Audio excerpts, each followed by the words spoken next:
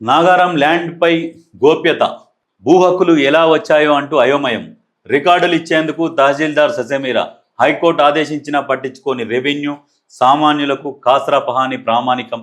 నాగారంలో మాత్రం 2018 రికార్డులతో mutation, survey number 194, 195లో IAS ఐపీఎస్లకు స్థలాలు, వీరికి లింకు డాక్యుమెంట్లు అవసరం లేదా అనే సందేహాలు. రంగారెడ్డి జిల్లా మహేశ్వరంలో నాగారం పలు సర్వే నెంబర్లలో భూములపై రెవెన్యూ అధికారులు గోప్యత పాటిస్తున్నారు. గోప్యత పాటిస్తే తీసుకుపోయి ఎత్తేసి వాళ్ళకు ప్రమోషన్ కాదు డిమోషన్ చేసి తీసుకుపోయి ఎక్కడన్నది తీసుకుపోయి అడవిలో దూరం ప్రాంతాలలో వేయాలి. వీళ్ళని సగం సర్వనాశనం చేసేదే వీళ్ళు. సర్టిఫైడ్ మ్యుటేషన్ కాపీలు ఇవ్వాలని చేసిన దరఖాస్తులను తిరస్కరిస్తున్నారు. ఆఖరికి హైకోర్టు ఆదేశాలను సైతం లైట్ తీసుకుంటున్నారు. నాగరంలోని సర్వే నెంబర్ 194, 95లో పలువురు ఐఏఎస్ ఐపీఎస్ అధికారులు వారి కుటుంబ సభ్యులు స్థలాలను కొనుగోలు చేయగా ఆ భూమి తనదంటూ నాగారానికి చెందిన వడ్డ్యా రాములు అంటున్నారు. అందుకే ఐఏఎస్ ఐపీఎస్ ఆఫీసర్ల భూములు అమ్మిన వారికి ఆ భూ హక్కులు ఎలా వచ్చాయో చెప్పాలని రెవెన్యూ అధికారులను కోరుతున్నారు. లింకు డాక్యుమెంట్లు కావాలి కదా, మరి ఆ భూమి వీళ్ళకి ఎట్లా వచ్చింది, ఆ మదర్ డాక్యుమెంట్ ఏది, దాని వివరాలు ఇవ్వమంటే ఇస్తలేరాలు. మరి ఇయ్యనప్పుడు అలా సీట్లు ఎందుకు తీసుకపోయి ఎక్కడో అడవిలో వేయాలి వాళ్ళని. అంటే ఈ దందాలు చేస్తుంది ఐఏఎస్ ఆఫీసర్ల కోసము. వీళ్ళు ఇప్పుడు ఐఏఎస్ ఆఫీసర్ అంటే వీళ్ళకు హైయర్ ఆఫీసర్లు అన్నట్టే కదా. ఇప్పుడు ఆర్డీఓ తర్వాత డిప్యూటీ కలెక్టర్ ఇక వాళ్ళే వస్తారు. కాబట్టి ఇప్పుడు వాళ్ళ కోసమే వీళ్ళు పనిచేసినట్టుగా చేసిరు. హైకోర్టులు ఆదేశించిన వడ్డ్యా రాములు తండ్రి జమాలాకు మహేశ్వరం మండలం నాగారంలో సర్వే నెంబర్ 194, 195లో 9.9 ఎకరాల ల్యాండ్ ఉంది. దానికి సంబంధించిన పాస్బుక్ ను జారీ చేశారు. ఇదే సర్వే నెంబర్లో 8.10 ఎకరాలు చేతులు మారింది. దానికి సంబంధించి సర్టిఫైడ్ కాపీలు, మ్యుటేషన్ ప్రొసీడింగ్ ఆర్డర్స్ ను ఇప్పించాలంటూ మహేశ్వరం మండల తహసీల్దార్ను కోరితే లింకు లేదు. ఏడుకెళ్ళి రిజిస్ట్రేషన్ అయింది. ఎట్లా రిజిస్ట్రేషన్ అయింది? మరి వాళ్ళ మీద చర్యలు లేవా? చర్యలు తీసుకోవాలి కదా వాళ్ళ మీద కూడా. ఖచ్చితమైన ఇటువంటి ఇప్పుడున్న ప్రభుత్వం ఎక్కడ అవినీతి జరిగినా ఖచ్చితంగా వాళ్ళ మీద చర్యలు తీసుకోవాలి. ఖచ్చితంగా తీసుకోవాలి. వడ్డ్యా రాములు, మీ భూమి ఎక్కడికి పోదు, ఖచ్చితంగా మీకే వస్తుంది. ఆ ధరణి అనే ఒక చెత్త పోర్టల్ తెచ్చి, లత్కోర్ పోర్టల్ తెచ్చి ఇగో ఇవన్నీ సమస్యలు సృష్టించిండు. ఎవ్వరు కూడా వాళ్ళ భూములు ధరణిలనేమో వాళ్ళ భూములు ఎవరైనా చెక్ చేద్దామంటే వాళ్ళ భూములు కనపడాయి. ధరణి పోర్టల్ తెచ్చేమో కొన్ని లక్షల ఎకరాలు వాళ్ళ కార్యకర్తలకు రిజిస్ట్రేషన్ చేసిండు.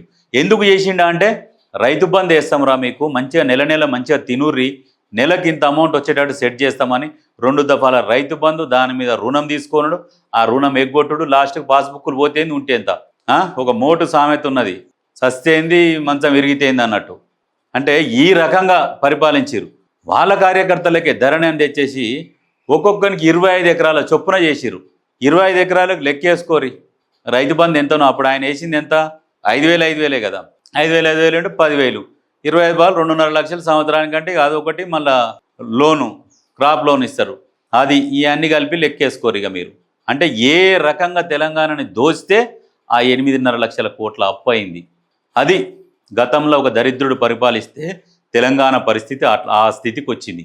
ఆ ధరణి అనే చెత్త పోర్టల్ తెచ్చినందుకు ఎంతోమంది భూములు పోయినాయి, అవస్థలు పడ్డారు, నానా ఇబ్బందులు.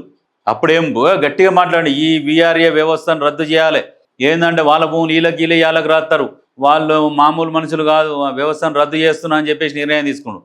వాళ్ళు చేసే పని డైరెక్ట్ కేసీఆర్ చేసిండు. అందరూ 1000 మంది చేసే పని ఒకడే చేసిండు. అక్కడ కూర్చున్నాడు, ఎవ్వని కాకుండా చేసిండు, కథం ఆగమాగం చేసిండు.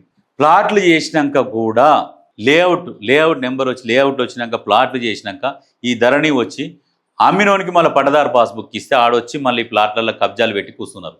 అంటే ఎంత దరిద్రమైన పని చేసిండంటే కేసీఆర్ ఆ ధరణి తెచ్చి, అంతా నాకే తెలుసు, నా లొట్టపీస్ తెలుసు, ఏం తెలియదు అంటే గప్పాలు కొడతాడు. లొట్టపీస్ ఏం తెలియక ఉత్తగానే ఇక గాలి దెబ్బలు వేసిండు.